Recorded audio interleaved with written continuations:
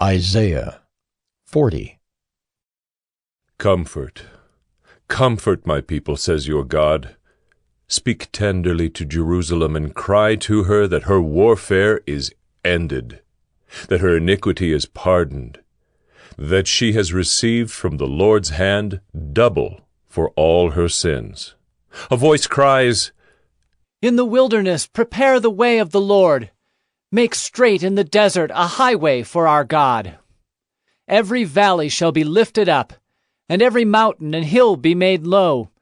The uneven ground shall become level, and the rough places a plain.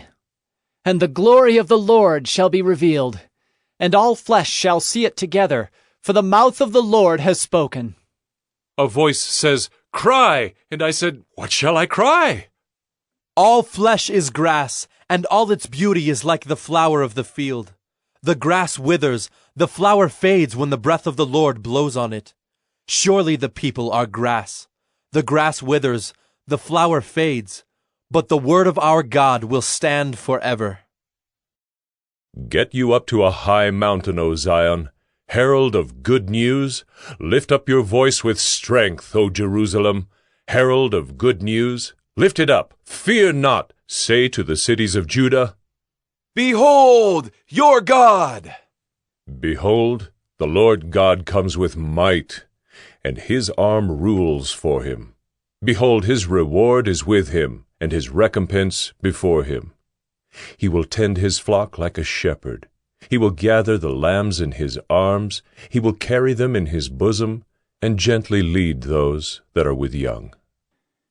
Who has measured the waters in the hollow of his hand, and marked off the heavens with a span, enclosed the dust of the earth in a measure, and weighed the mountains in scales and the hills in a balance? Who has measured the Spirit of the Lord, or what man shows him his counsel? Whom did he consult, and who made him understand? Who taught him the path of justice, and taught him knowledge, and showed him the way of understanding? Behold, the nations are like a drop from a bucket, and are accounted as the dust on the scales. Behold, he takes up the coastlands like fine dust. Lebanon would not suffice for fuel, nor are its beasts enough for a burnt offering. All the nations are as nothing before him. They are accounted by him as less than nothing, and emptiness. To whom then will you liken God, or what likeness compare with him? An idol?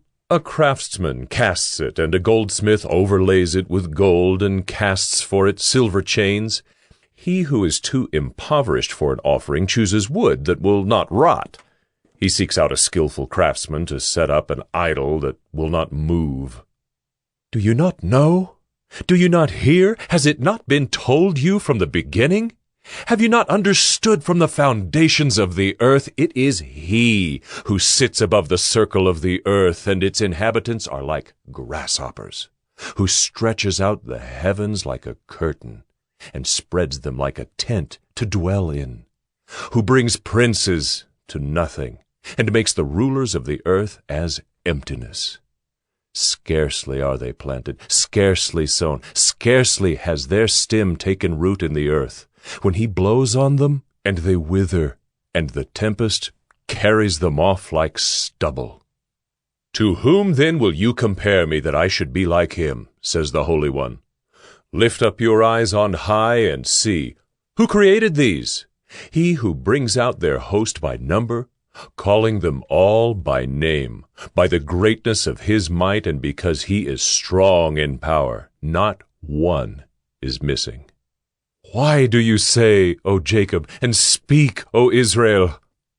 My way is hidden from the Lord, and my right is disregarded by my God? Have you not known? Have you not heard? The Lord is the everlasting God, the creator of the ends of the earth. He does not faint or grow weary. His understanding is unsearchable. He gives power to the faint, and to him who has no might, he increases strength. Even youths shall faint and be weary, and young men shall fall exhausted. But they who wait for the Lord shall renew their strength. They shall mount up with wings like eagles. They shall run and not be weary. They shall walk and not faint.